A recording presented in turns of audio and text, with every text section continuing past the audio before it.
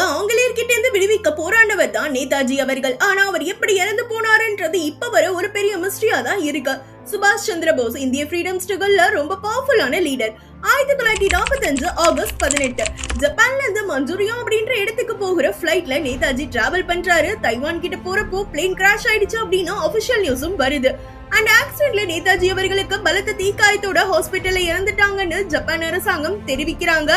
ஆனா இங்கதான் பெரிய டவுட்டே ஸ்டார்ட் ஆகுது. பிளேன் கிராஷுக்கான தெளிவான உடல் ஆதாரம் எதுவுமே கிடைக்கல.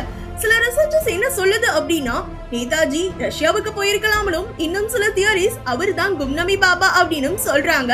மிஸ்டரிஸ் கண்டுபிடிக்க ஷானவாஸ் குழு, கோஸ்லா குழு, முகர்ஜி குழு அப்படின்னு 3 விதமான குழு வச்சு இந்தியன் கவர்மெண்ட்டும் இன்வெஸ்டிகேஷன் பண்ணாங்க. ஆனா இப்ப வர நேதாஜி அவர்களுக்கு என்னதான் ஆச்சு?